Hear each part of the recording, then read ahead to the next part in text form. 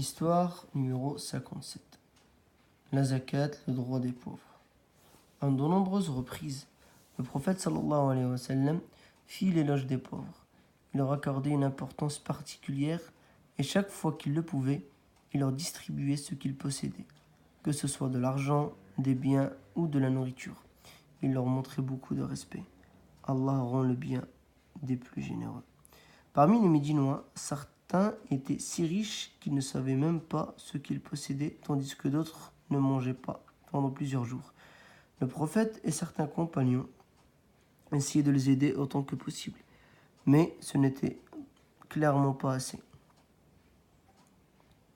Alors un jour, Allah envoya son ange Jibril afin de faire une révélation au prophète. Il dit : faites la prière et donnez la zakat. Tout bien que vous aurez donné sur terre, vous le retrouverez auprès de votre Seigneur, car il voit tout ce que vous faites. Désormais, chaque musulman qui en avait les moyens devait donner 2,5% de l'argent et des biens qu'il économisait depuis plus d'un an. C'est ce que nous appelons la zakat, le droit des pauvres qui purifie notre argent. Par ce nouveau pilier, Allah a montré ainsi qu'il est important qu'il y ait une justice sociale entre les gens. Les riches étaient ainsi officiellement responsables de leurs concitoyens pauvres. Si la zakat est un bienfait pour les pauvres, elle l'est aussi pour les riches, car cela met les bienfaits sur ce qu'ils possèdent et les pousse à faire constamment le bien. Certes, le prophète sallallahu alayhi wa sallam montrait l'exemple par son comportement généreux, mais Allah décida par la zakat d'inscrire la générosité et l'équité comme des fondements de notre belle religion. Le prophète sallallahu alayhi wa sallam devient grand-père. Le prophète sallallahu alayhi wa sallam avait plusieurs filles, mais celle qui lui ressemblait le plus était la cadette Fatima.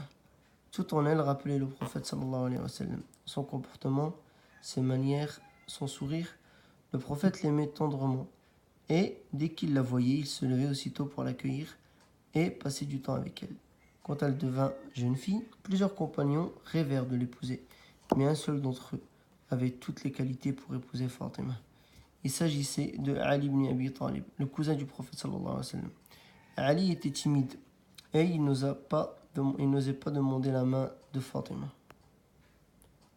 Mais le prophète sallallahu alayhi wa sallam comprit les intentions du jeune homme. Il le poussa donc à formuler sa demande et Fatima accepta.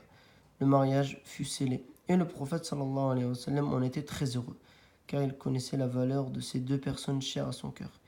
Il les maria et demanda à Allah de bénir leur union. Les enfants sont une bénédiction. Alors aime-les tous, tes frères et sœurs, tes cousins et ceux qui t'entourent.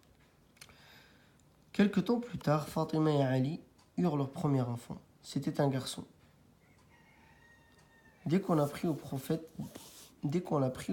sallallahu alayhi wa sallam, il s'empressa de rendre visite à son petit-fils. Il le prit dans ses bras, lui fit énormément de dua, puis il prit une date qu'il mâcha et l'appliqua ensuite dans la bouche du nouveau-né.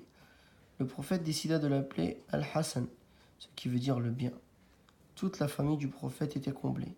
Mais ce n'était pas la seule faveur de leur Seigneur, car un an plus tard environ, Fatima et Ali eurent un second garçon qu'ils appelèrent Al-Hussein. Le prophète aimait beaucoup ces deux petits enfants. Il disait souvent : ô Allah, aime-les et aime ceux qui les aiment. Ainsi, Al-Hassan et Al-Hussein vécurent-ils la plus belle des enfances auprès du meilleur des hommes.